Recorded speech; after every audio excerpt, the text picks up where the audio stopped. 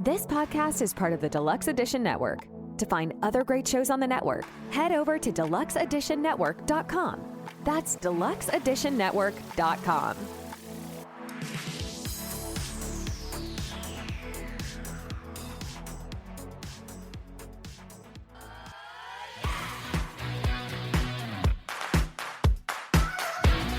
Coffee-fueled stories.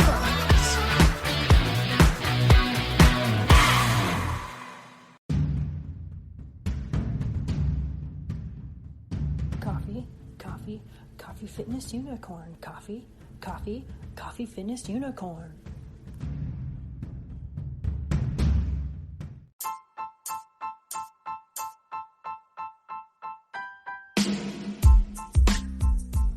Hello.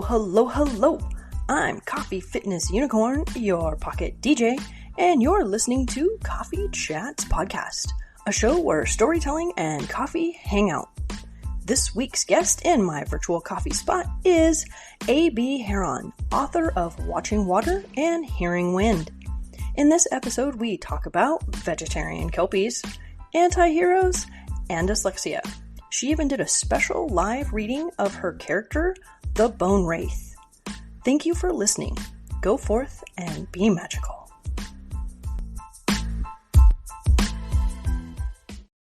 Hello and welcome to the show. Thank you so much for having me. It's exciting to be here. This is listening to. Oh, go ahead. No, please, by all means. I've been listening to your podcast for the last couple months, and it's just so lovely to be here in person. And I wanted to tell you about your tagline, go forth and be magical. In my house, we tend to say, because my dog is Norwegian, so we say, go forth and conquer, because he's a mighty Viking. But I now find myself going, go forth and be magical. Oh, that is so cool. You just made my day. Totally gushing right now, so thank you. So let's gush about you now, since you are here. Yes. So you are here to talk about Watching Water. Uh-huh. How would you describe it? Why don't you give us a synopsis of the book as opposed to me putting words out there? It's an urban fantasy that kind of holds hands with romantic paranormal romance, dash back and forth between both genres with this book. Essentially, it follows Nora, who is a unique creature. She's what I call a wolfkin, and she's a person who has two souls. So she has a human soul and she has a wolf soul. And you meet her at the beginning of the book, and she has gone through a terrible breakup. And part of the blowback from this breakup is she kind of severed her connection between her two selves. And you meet her, and you're following her journey of trying to put herself back together. And that's how the book kicks off and goes from there. I love how you blended the genres, because I don't think I've ever read anything so for me, I think this was my first urban fantasy mixed in with paranormal romance. You are just able to follow that thread with Nora. I had an idea in mind of what I thought. And then, of course, the end does happen. And I was like, okay, well, that's not what I was thinking. So that was my mistake. Again, I try not to write the story. That's why it's your story. No, I'm enjoying this. And so when it happened, I was like, oh, well, that's not what I was thinking. And so in that way, you, the author, have very much put me, the reader, in my place. So, but again, that's not a bad thing. It was, I think I know what's going to happen. Oh, right. And this is what we do as readers, right? This is what we do. You want to figure it out. Exactly. And so I'm like, I was wrong. But again, well, that's great. That means I surprised you, and I hopefully left enough breadcrumbs that you knew you were following a trail, but not so many that you unraveled the entire thing. Yes. And for that, I commend you. Thank you. That is high praise. I didn't do what I was supposed to do, which was sit back and read and not make the story up. Your job is to make the story, right? Create the story. My job is to sit and read. But I think it's because, and I was trying to figure out, okay, what is, and this was the conversation we just had the other day about redeemable characters and anti-heroes. And so I'm a sucker for when they do go good. You know, they've been through so much hell, and this goes back. This is why the anti-hero, this is exactly what they are able to kind of stop the cycle and want to make sure that no one else suffers the way that they have suffered, and take on the pain that they have taken on. And if they're able to stop that cycle and cross that bridge to make sure that they then protect others so that they don't go through that. And I'm like, and I lose it. Like, I literally like clap my hands and scream and yell and think, yes, this is my guy. This is my girl. This is my anti-hero. They now are the hero. Right. So, yeah. Well, and I love this topic. And that's why I posted that the other day on Instagram, was that, you know, what is a hero? What is a villain? And I actually meant to have question marks behind those two titles, because our whole world is filled up with shades of gray. I mean, nobody is ever one pure thing. I mean, I try and do this in real life versus as well as in my writing, is like, well, what makes this person tick? Why is that person saying this or thinking this or behaving this way? It's like, okay, so how do I put myself in your shoes and understand this? Because the other person is, they're thinking, I think most of us think we're the hero in our own story, or at least I hope we do. Yes. I like to think I am. As opposed to, you know, I don't think the supervillain necessarily thinks they are a supervillain. They have their reasons for doing what they're doing. So yeah, I like writing characters that have these different complexities and have these different things that have happened to them that they don't have. They're not Little Miss Perfect or Little Mr. Perfect, and they're not all good, and they're not all bad, and maybe they're brushed by evil or brushed by greatness. They have potential, and that's, I think, what makes it fun. And I love how you say, like, you get into their mind and you try to see what makes them tick. And that is the true talent of being able to create a character. And your characters have, I like the banter that they have. I love that they are meat eating creatures. And you talk about steak and bacon so much in the book. And so I'm reading book 1. Benji is making a steak for Nora. I don't want to give away too much stuff, but he's making a steak for Nora. And I was like, hell yeah. I was like, I could go for a steak for breakfast right now. So I'm like reading your book, and there's all of these steak scenes, and I'm like, meat good. You know, I'm like, yeah. I'm like, that's awesome. I'm like, I don't think she's a vegan. I don't think a vegan would write about all of this steak. I'm not. I actually get the question a lot. Are you a vegetarian? Are you a vegan? It's like, no, so far from it. I tried for health reasons, for ecological reasons, all that. I tried to be vegan for a while, and my body rejected it. And it was like, okay, that doesn't work. So, you know, I like meat, and I like veggies, and I like food, and I like to write about it because I personally have a limited diet that I have to follow, unfortunately. And I fantasize about food. It's like, oh my gosh, yes, let's have them cook something great and mouthwatering. Oh yeah, like I could smell the bacon. I was like, yeah. I was like, and I was like, bacon wrapped steak. I was like, all right. You seem pretty high energy, because it seems like you like to run a lot. It seems like you do a lot of activity. I used to be a runner, so I hike a lot, and ironically, my dog hates running. So he's happy to hike, he'll chase a ball, all that stuff, but he does not run. Like, I tried jogging with him one day, and he's at the other end of the leash behind me going, what are you doing? Oh, come on, you're a herding breed. You should like to run. He's like, no. Like, did you grow up in that culture and that environment? Are you from there? No, I'm actually originally from the Bay Area down in California. So I grew up there, and then I did my undergrad in Michigan, and lived in Michigan for 8 years, which was great. I picked Michigan because I wanted to experience 4 seasons. I mean, it's not like I had never seen snow. I got the question a lot though. Have you ever seen snow? When people found out I was from California. Yes, I ski. I have seen snow. Have I lived in snow? No. Learning to drive in snow, that I was out there for 8 years, and then I couldn't handle, we had a winter, it was below 0 for a month. Oh my gosh. Like I would get home from work and I would crack the door open for my dog at the time. I was like, go out. I'm not coming. Come back in. I'd heard Oregon was gorgeous. I picked 2 towns in Oregon and I flew out and took a peek and found a place to live and a job in 3 days and was like, okay, I'm moving. Well, are you okay to talk about your degree from the? Oh yeah, I have a bachelor's of science in zoology, which is so freaking cool. Like, oh, now, it sounds cool on paper. There's not a lot you can do with it unless you go on to do like a master's or PhD. I did get to work in a zoo in Michigan for a little bit, so that was really cool. That gave me some up close and personal time with animals, and there were 2 gray wolves at the zoo I worked at that I got to actually interact with. That I got to get down eye to eye with them, and it was really a profound experience. Would you say that was like the impetus for helping you want to write this book? Because so now this is kind of going to lead into like the questions, because I actually do have questions about the book.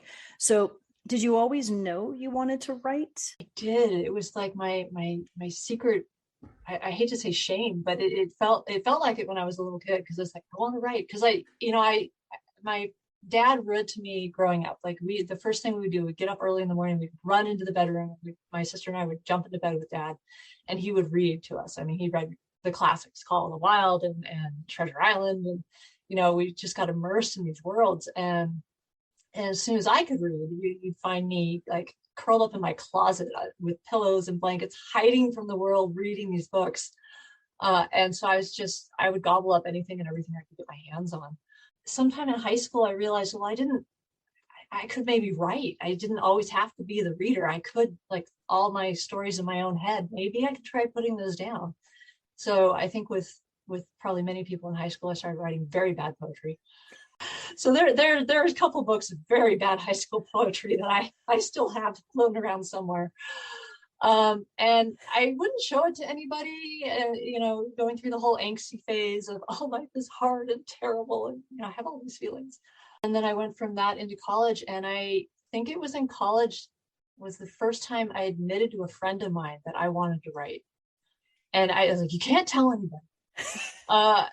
Because it just, I don't know, there was something about divulging it to another person that would either make it too real or I would have people tell me, no, it's impossible, you can't write.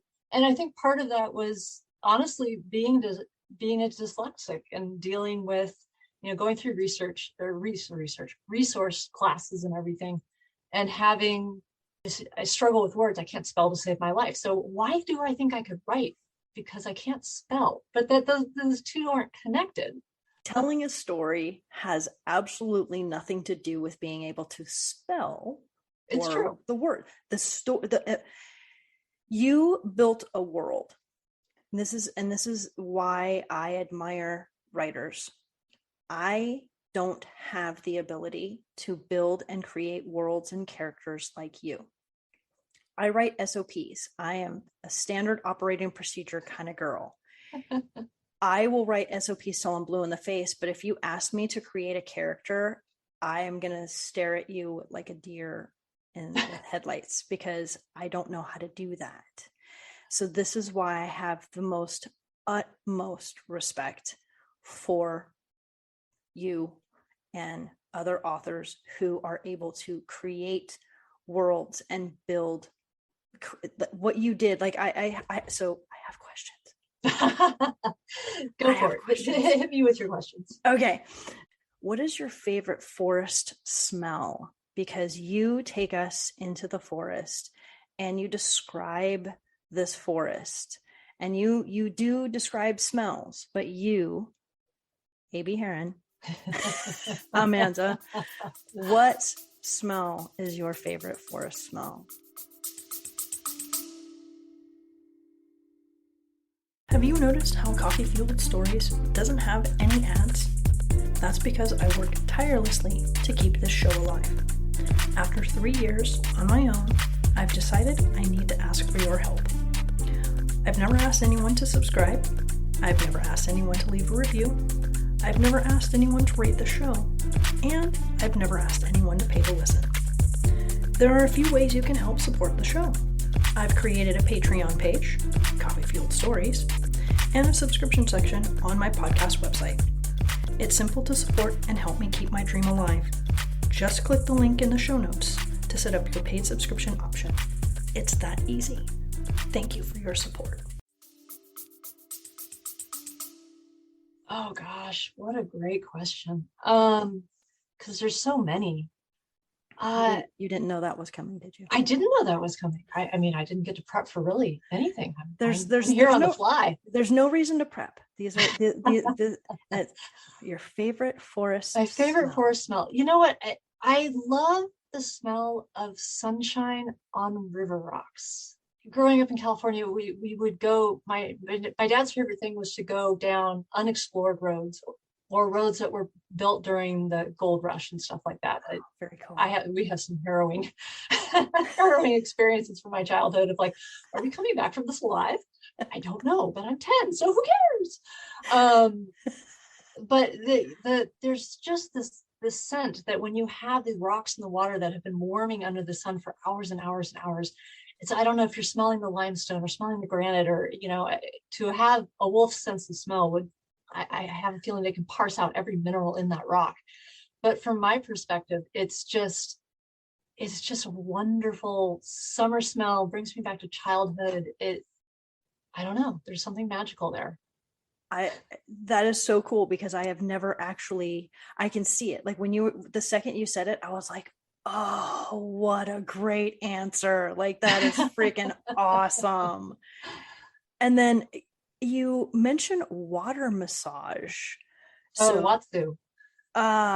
Yeah. Holy cow, that sounds amazing. So have you had one? Like, how did you learn about this? Oh gosh, crazy story. There are hot springs all over Oregon. And it was the first year I lived here, and my friends were like, okay, let's go to a hot spring. I'm like, okay, I'm in. And we drive way out to this place called Cougar Hot Springs, and you hike in about a half a mile. And then you strip down and get into these pools. And Cougar had 4 or 5 different cascading pools. So you have this bubbling hot water coming up out of the ground into this first pool, and then you can pick pools from there. And there was this guy there, and we were talking. He's like, well, would you like a water massage? I'm like, a what? He said it's called Watsu, and it is legitimately a thing. Like I had never heard of it before, and I know quite a bit about body work, and I'm staring at this man going, is this a pickup line? I know he I think it was and it wasn't, but he was very professional. He didn't put his hands anywhere he shouldn't, and so you float on your back, and they cradle your head, they keep your face above water, and they move you through the water in these patterns, and they do these stretches, and you feel weightless, and it's just an incredible experience. And to get it in a hot spring where the warm water, and you're staring up at the pine trees overhead, and I think it was lightly raining at the time. It was just a magical Oregon moment. Hang on to this, and I'm gonna ask you about it because that just sounded so cool, and that's why I was like, is it a thing? Like, what is this? So now I can go and see where I can get myself a Watsu. We were talking about meat and vegetarianism earlier, and so you're vegetarian Kelpie? Yes. Well, I mean, I'm guessing you're familiar with the Kelpie lore and legends, because It sounds like you've spent time in Ireland and Scotland and everything. Yes. So it was just my twist on a Kelpie. I'm like, okay, so if a Kelpie lived in a hot spring in Oregon, what would they be like? It's like, okay, well, they'd have to be a vegetarian. They're living the Oregon dream of the long hair, ex-hippie. I played to a stereotype to a certain degree there, but it was a fun, twist on a bunch of different stereotypes, I suppose. I have to I don't know if you can see this, but the emoji where it has the face with the hands screaming. Oh, uh-huh. So here are my notes, and it says vegetarian Kelpie, and it has the little screaming face. That's awesome. So I was like, oh my God. I was like, we have so got to talk about that. By the way, when I opened your package, and we saw the books, the first thing out of Brandy's mouth was, "Oh my God, those covers are beautiful." Like, those are so pretty. Well, that's all thanks to Raven. She's the artist that I found to do the covers. And I had a different cover on Watching Water original. And when I went and did a re-release this last year for Watching Water, a couple small changes, but I was like, I have got to find a more eye-catching cover. And Raven did everything I asked and up above and beyond. I was shocked when she sent me the proofs on this. I was like, really? You can do that? That's incredible. And she made Hearing Wind, the second book, look as good. I love, one of the things that I stared at the most was the how you had the two eyes with the two different so to show her wolf half and her human half, and the way that you blended the one eye. I was just like, because at first when I first got the book, obviously I didn't know anything about it. And so I was like, oh, wow, that's a really interesting cover. It's, very unique. And then, of course, when you realize that she is, Wolfkin, and then you look back at the cover, and I was like, that's freaking brilliant. Like, I can't stop looking at this picture. Like, it's so awesome. So this is an amazing cover. I love this cover. Well, I will pass it on to her because she's incredible.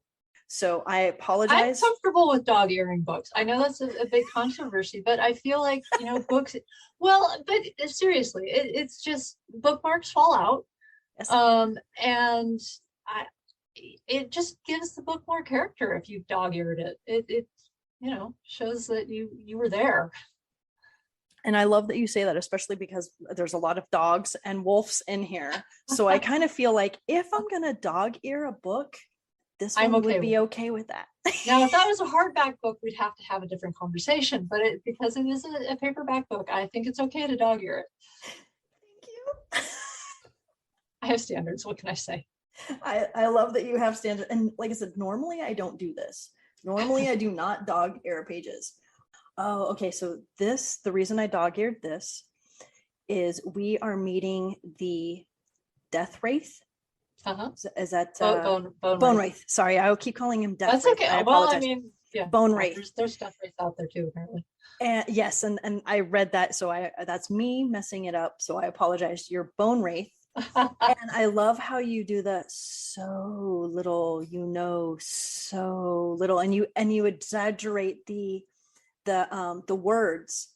That was freaking brilliant. So well, he doesn't brilliant. have a very it's not actually a he or a she. It doesn't have a very intact mouth, so it wouldn't be able to speak very clearly. But again, like the fact that you were able to so when I'm reading it, you definitely know what character, who's talking for sure. Because you could have very easily just said so little, so little, right? But you have the so, and so I'm like, oh, it's almost like a snake-like tongue, so you have you're kind of planting these, I don't want to call it evil seeds, but in my head I'm like, this is this guy. So I had Slytherin, right? So if you want to start going down the Hogwarts path, Harry Potter path, and I don't mean that in a bad way, and we'll stay away from J.K. Rowling, but how that's what I'm saying. That is the talent of an author. You were able to create a language for this character. He speaks in a certain pattern. And it was just, I love that you gave it that extra element of creepy. So cool. I grabbed a book myself and I was looking to see if I could find the page 214. Page 214. Thank you. You think I'd remember? No. Too many words at this point. Yeah, no. I would never expect you to be like, oh yeah, that's on page 385. No. So I've written a couple prompts using the Bone Wraith, and every time I read them to my writing group, I have one friend in particular who gets really excited because I do voices. I'm not I am not a professional voice person. I don't do good voices, but when I read the Bone Wraith, people seem to find it very entertaining. Can you read for her? Can you read for her? Can you read That's for what I was. I would. Yes. If you, I'm happy to indulge. Please. Okay, let's see. Everyone wants my secrets eventually. You'll see. Yes, yes, you will. Each time you look in the mirror, the question will plague you. Yes, yes, the dead know, and so do I. Oh, that was brilliant. That was awesome. Thank you for that. Oh, yes. And I remember that scene. Wanting to hear it. Yes. I remember the secret scene. I was like, oh, we're getting to some good stuff. I love it. So this is going to lead to the next questions that I have. Oh, so excellent. the way that you have your characters, and so you've got a Kelpie, you have the Wolfkin, you have the Bone Wraith. So my question is, did you study Native American literature, and did you study Celtic lore? Like, how did you come about this particular, for this book, especially because you weave so many different characters from different mythology? Like, how, so did you study that mythology and folklore? I think just based on what I've read growing up, and basic classes that you touch on Greek mythology, you touch on all these different lore over the years if you're involved in reading fantasy. So I'd like to say I've done really in-depth study, but I'd be lying. I basically I picked characters and said, okay, well, what is the basic, what is the old lore on these characters, and then what can I do to make it my own? The Bone Wraith is a complete fabrication out of my head. Wolfkin are also a complete fabrication out of my head. I have since learned that there's a population of people who use the term Wolfkin, and we won't go down that rabbit hole here. You can look that up if you want. Sure. So, and also calling the shifters in my book Kindred. I learned after the fact that there's a book series that uses Kindred for vampires. So it's all kind of cross genre, a lot of imagination mixed in. But I do spend a lot of time doing internet research and looking up. I looked up a lot of different Native American lore from a bunch of different tribes for Hearing Wind. So there's more in there. But I kind of made Nora and her pack and her family and everything. They're living outside of traditional tribal cultures and customs, and there's some of that mixed in, but they are their own people. Would probably be a better way of putting that, with a healthy amount of imagination. When she was telling her story around the campfire, and I just found that page. Oh, the campfire story. Mm-hmm. Oh my God, I love the campfire story. And then of course you have Benji and Xaden, and you left us with a at the end of this book, and I don't want to give anything away. Sorry, not sorry. No, right. No, and that's because I always want to make sure, because so what happens is, by having you on the show, we can introduce you and your book to other readers. But I always want to make sure that we don't give anything away, because then the whole point is, like, we're supposed to tease and talk about it so that they can go get it. Totally. But if you and I say everything that happens, they're like, well, no, why should I read it? A lot of spoilers could happen. Very exactly. Easily. Yes. So I always try to stay away from spoilers. But it's safe to talk about Tobin. Yes. Yes, to a certain degree. Yeah, because otherwise there are some, as you know, there's some stuff at the very end that so we'll gotta not give away. But so with Tobin, actually, you know what? Let's go back.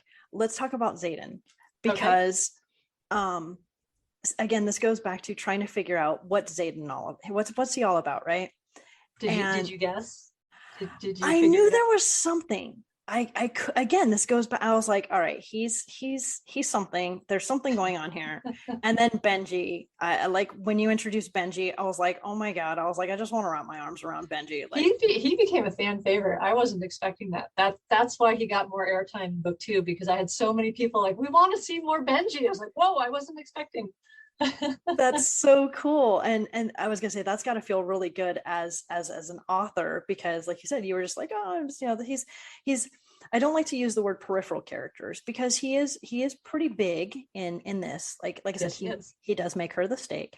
And that's a good guy, and he's a good guy, and you just feel that warmth about him, and he's got that kindness and this caring. But with Xaden, he was the word that kept popping into my head was he's too aloof to be not something. Interesting. I was like, he's too, and it was when, again, I don't want to give the spoiler, but it was when he was having like the one night stand. I can't remember her name, so I apologize. That's okay. I would call her preferred. I was gonna say, I'm like, character, because she came in and then she went out, and then you don't really meet her again. Yeah. Oh, speaking of which, a character that I fell in love with is the neighbor with the rabbit shoes. Oh, Mrs. Park. Oh my God, I am in love with Mrs. Park. The rabbits, yes, the bunny slipper neighbor. Like at first I was like, okay, is she a Mrs. Kravitz from like Bewitched, right? Like how annoying is this character? How, like, what is her, why do we keep learning about Mrs. Park, and what is her deal, right? And then when Mrs. Park with her little bunny slippers and that whole scene about with the dog, like how she's, and I was like, I want to know more about Mrs. Park. I was like, I like this lady. I'm gonna have to revisit her. I've had a couple of requests, like, where'd she go? And I'm like, oh my gosh, okay. She has a whole backstory. There's a whole reason why she's there and everything. It's just getting it on the page, getting it out. Oh, see, and that's what she has a back, so I'm like, what is her deal? Like, I want to know more about her. And then I love how you created Chaz, when you introduced Chaz, like I hated him from the start.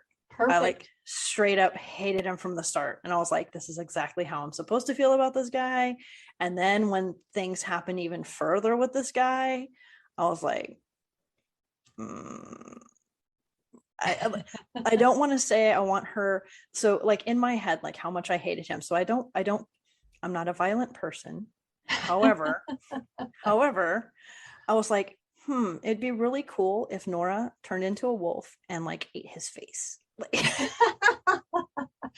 Well, you know what? That's the highest compliment, because I'm inspiring emotion in my readers. So that's awesome. If you can create a character that someone loves or hates or wishes bad things upon them, and they themselves are not a violent person, I've done my job. So that's awesome. So, and again, I know he's got a backstory, right? Like everybody's got backstories, right? But there was just something about him, and he's a predator. He's a human predator, and if anyone with any good survival instincts like yourself, it's gonna come through. Like I hated, like especially like when she came into the house, and she knew. And he left the note, right? Didn't he leave a note? He left a note and a picture. That's right. And so I was like I just got goosebumps. And so like I could imagine I'm imagining the whole scene, like she's going up, she's walking around her house, because again, your house, this is where you feel safe. This is supposed to be your space.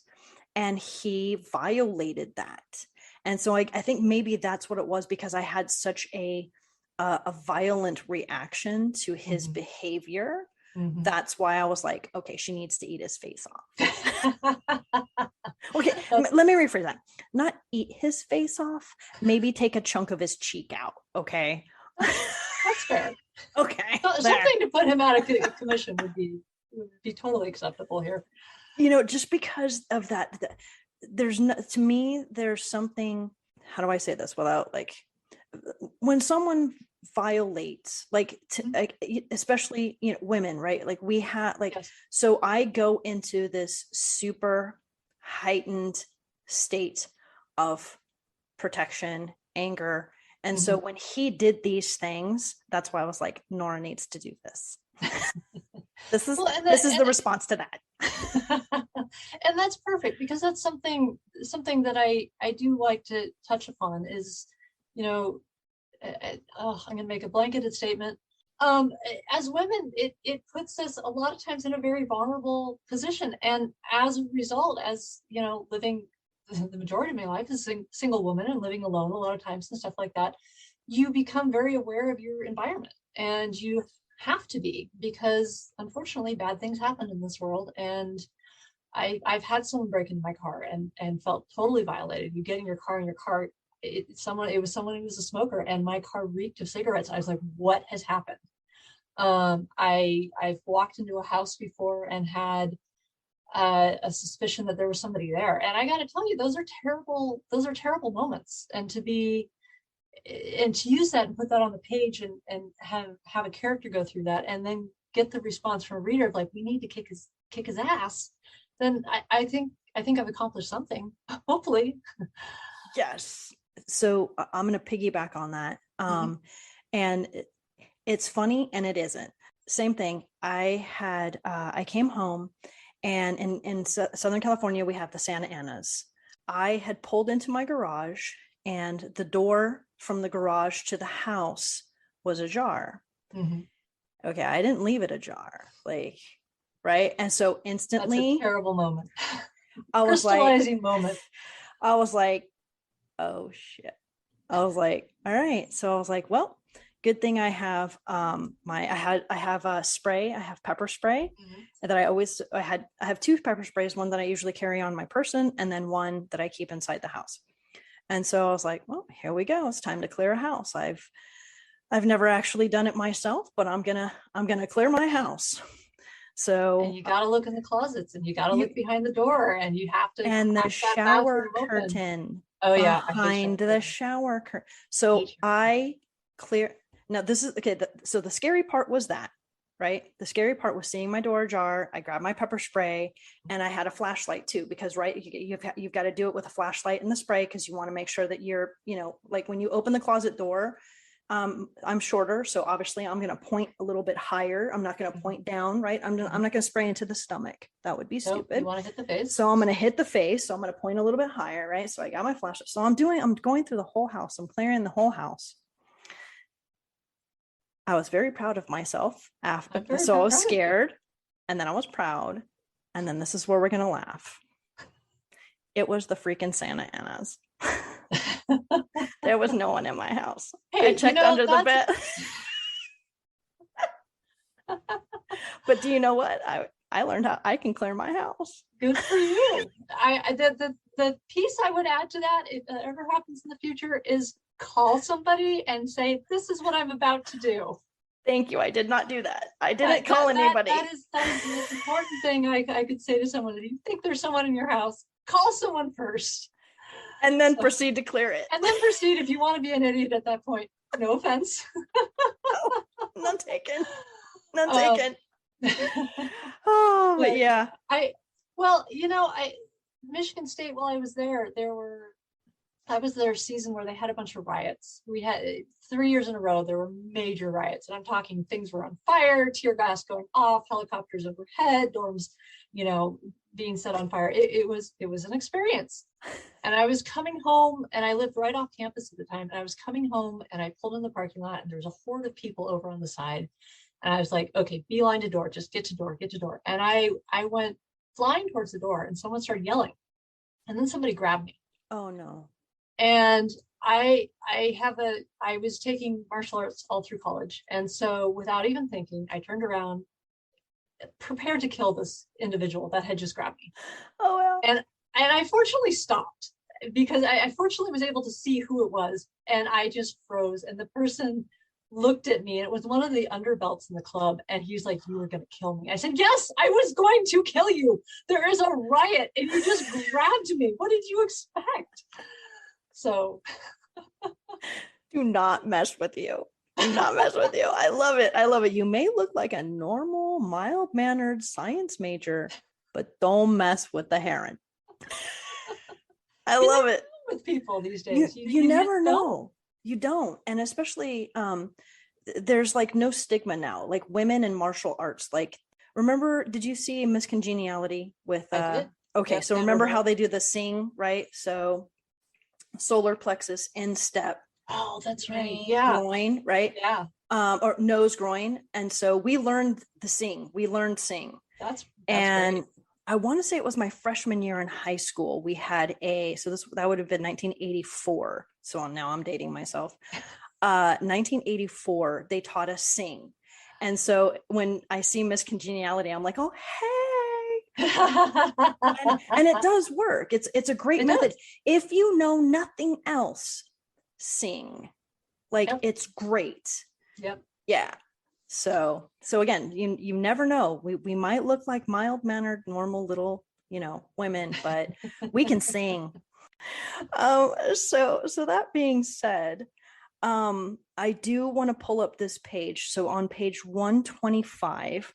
This is my first live book reading. This is very exciting. Very cool. Thank you. And because I need it, helping one soul to feel a bit better helps my own shine brighter. I'm glad that touched you. I freaking love that. That's part of Finley's magic and Finley's a cool character. Like, I again, without giving, too much away, it sounds like you had a lot of fun creating these characters and putting them in these situations and doing these things with your characters.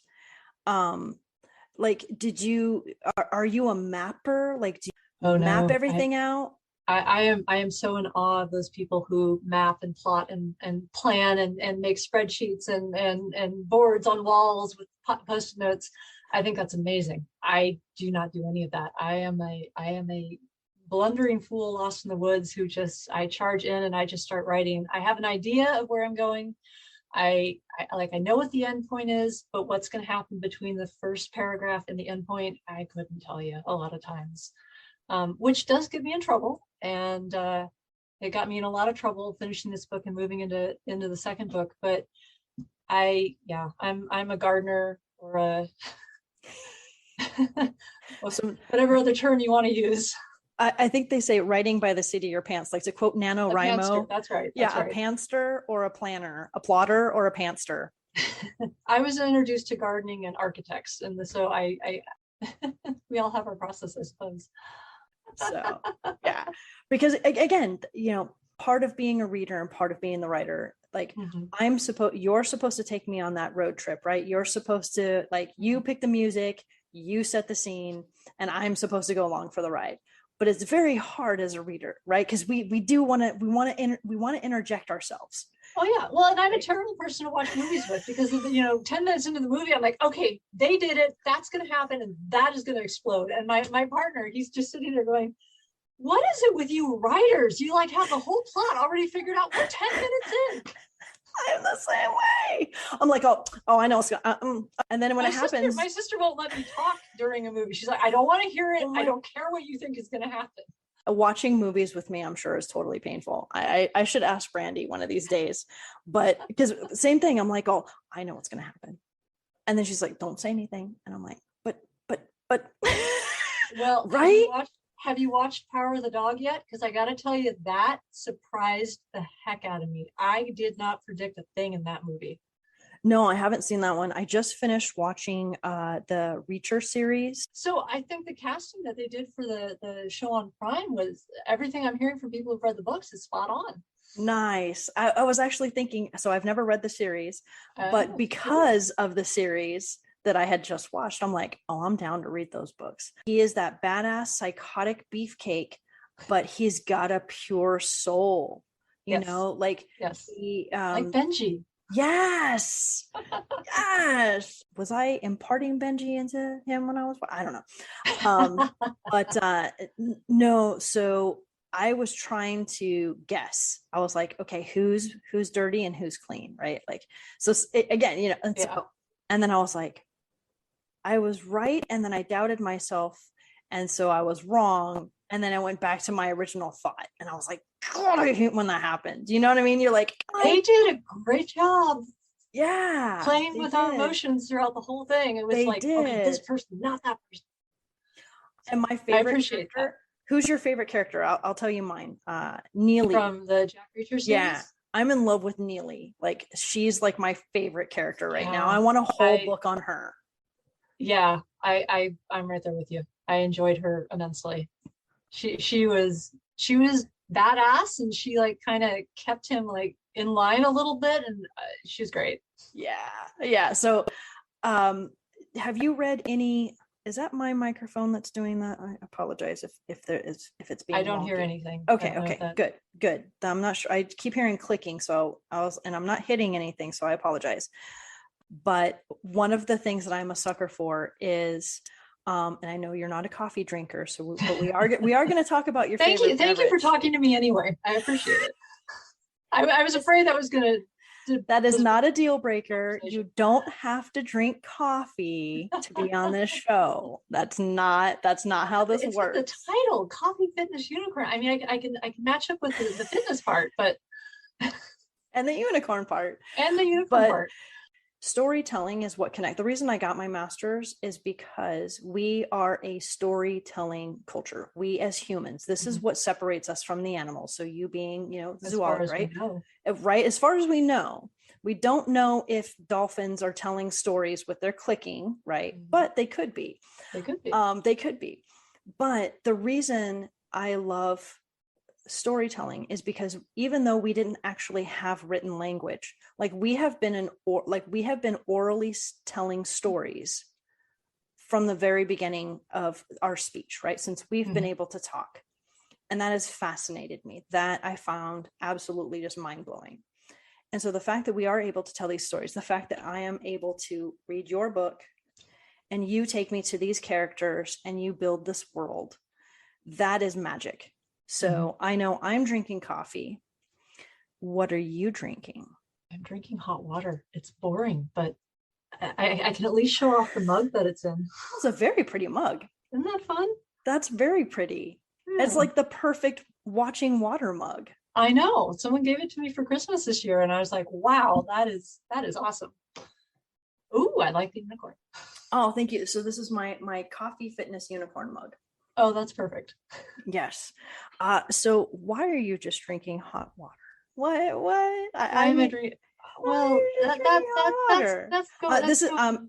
that's going down unless you want to get into dietary stuff, which I think bores the pants off most people. Long story short, I had a full system collapse and with my gut, and I've had to rebuild it very slowly, and so I'm very limited in what I can eat, which sucks. And one of the casualties of this experience was it took away all my tea drinking. So I can drink that. I can drink mint tea, and that's kind of about it. Everything else causes issues. So I just drink hot water, and it's a habit I got into from my mom because she's always cold. So she'd always have a mug of hot water on her desk. She was a first grade teacher, and it's like, Mom, what's in the drink? What are you drinking? And she's hot water. I'm like, really? And now here I am in my mid 40s going, yeah, I drink hot water. It's great. Oh my gosh. That's terrible that you had to experience all of that. Like, can you like put cinnamon in it, or can you like enhance it in any way? Nope. Cinnamon's a big no. Really? This is why I write about like Nora Bacon's cinnamon buns and stuff. I was going to say, I'm like, no wonder there's so much steak in here. Like, I can eat steak. I can still eat steak. Steak is wonderful. Okay, good. Oh my gosh, you poor thing. Like, it's okay. It's just, we all have different hurdles in life. This happens to be mine. Okay, so you can have mint tea. Yes. What is your favorite mint tea? I really killed this line of questioning. My favorite mint tea is what have it? Trader Joe's. Celestial seasonings. Celestial seasonings. That's a great one. Yeah, they have that peppermint tea that is just, it's awesome. It has a great odor to it, and it just, you really get that mint. Nice. Well, I remember when we first started messaging, because that's the first question I usually ask when I do my DMs is, do you drink coffee? Like, that's the first question I will ask in the DM, because I want to make sure that, I know what you can drink or what you do, but I did not know about the hot water thing. Like, I straight up didn't know that is, I will drink all the coffee for you. How about that? Excellent. That's great. Okay. I will say coffee has its place in chocolate, like a really good dark chocolate, flourless tort, with a little coffee in there. I'm there for that. Oh, that sounds amazing.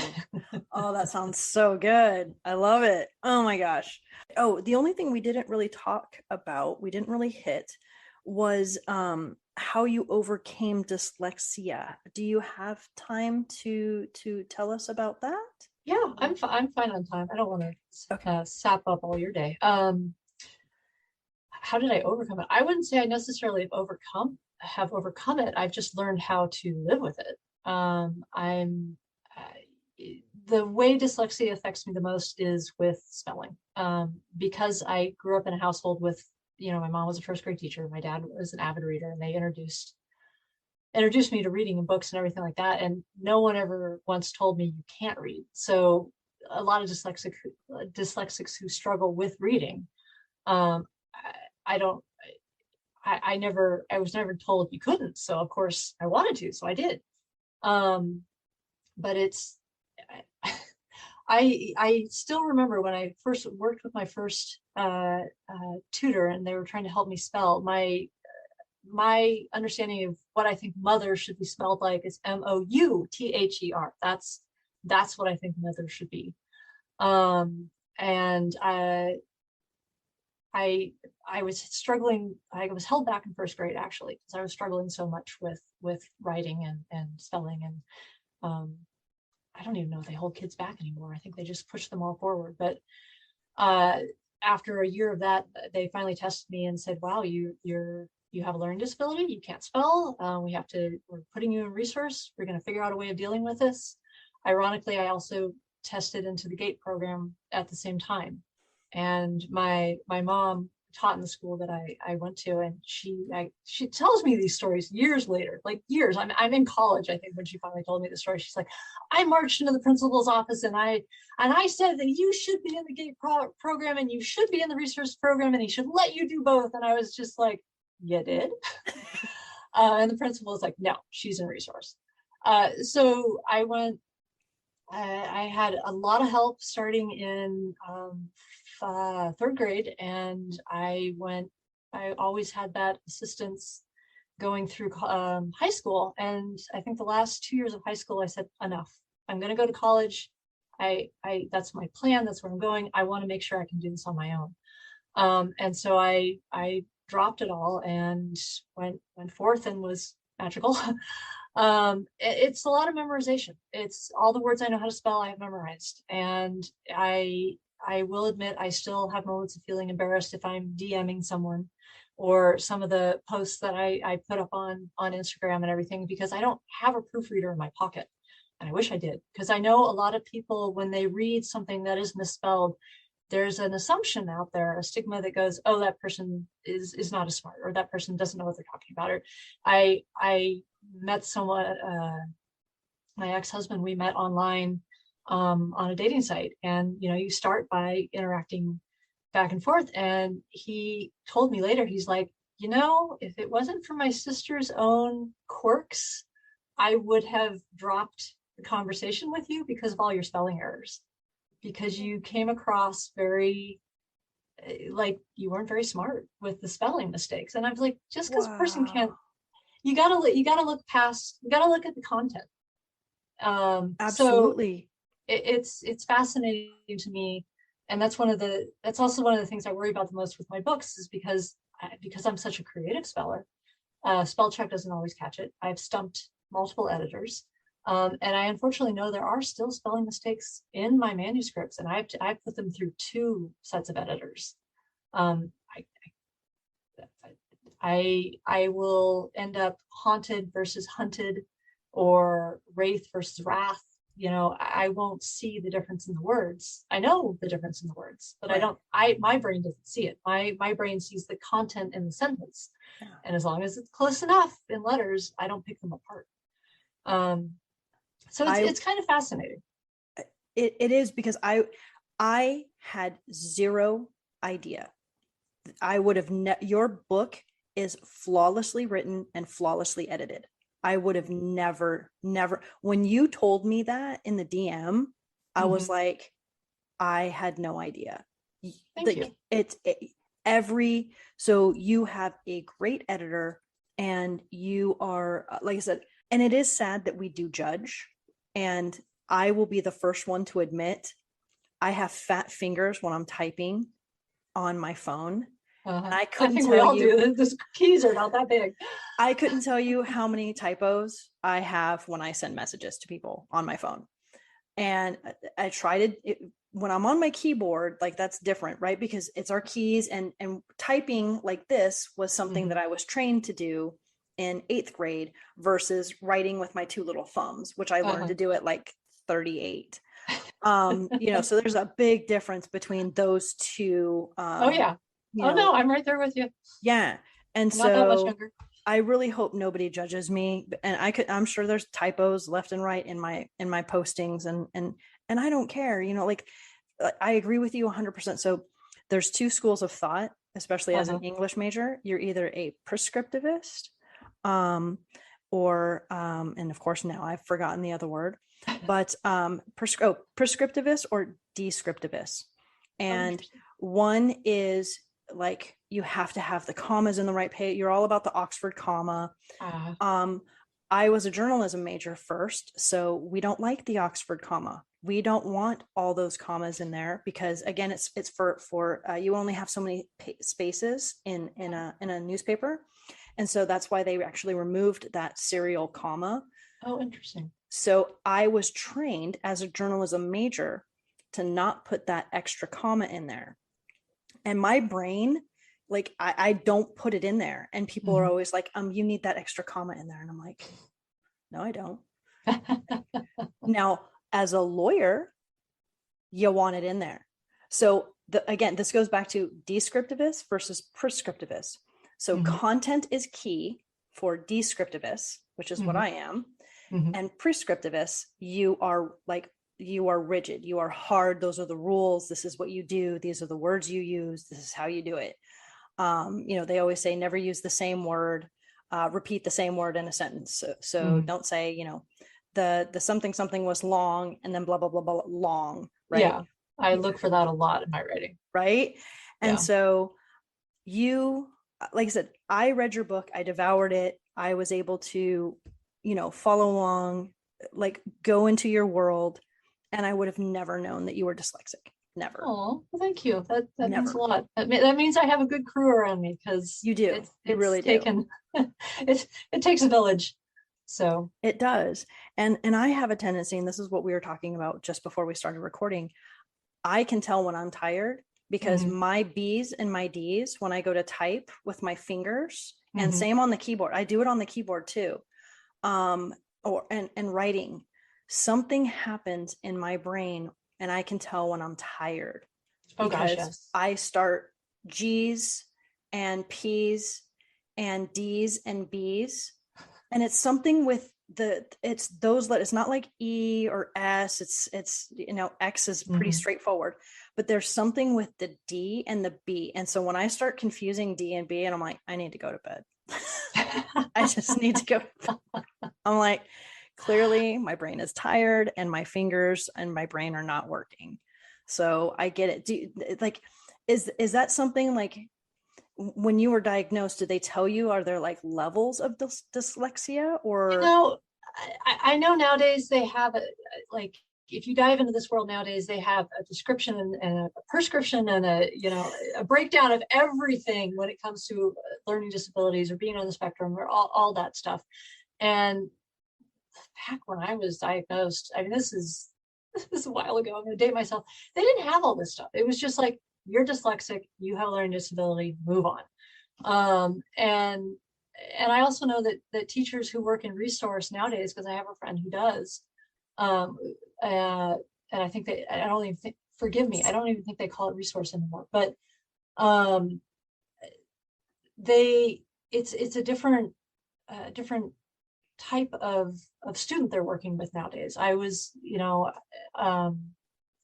see so much ADD and ADHD, and then the spectrum has all its colors and all its ways of manifesting. Back when I was diagnosed, we were a very quiet little classroom. There wasn't a lot going on. So I didn't have the labels. I know that B's and D's are really, really tricky for a lot of dyslexics. I honestly just don't think about it. If I start to think about it, it causes a problem. I used to wear my watch on my right wrist, and I always wore it on my right wrist because I knew that was my right hand versus my left hand. I give directions a lot at work, and I will have somebody turning one way and I will be turning them to the left, but I will say be turning right. And it's like, oh no, just follow the physical cue. Thank you very much. I'm so sorry. And then with typing, when my brain gets tired, like with the word feel, I'll go FELL because I know there's double letters in there, but I'll double up the wrong letter. So it just, I do that all the time. Yeah. Like, I know it's supposed to be feel and I type fell and I'm exactly. like, why did I just do that? Yeah. Exactly.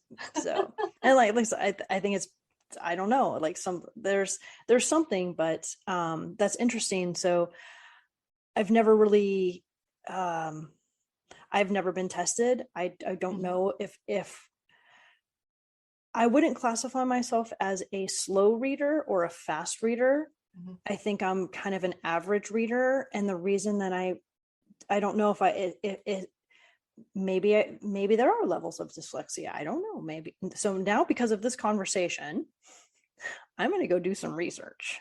So that's the best part about learning from someone, is because you never know, like they're, and I feel like, I don't know, maybe did I overcompensate in school? Did I, if I had, do you find that you have to sometimes like read a paragraph several times to like really chew it to make sure that you're understanding it correctly?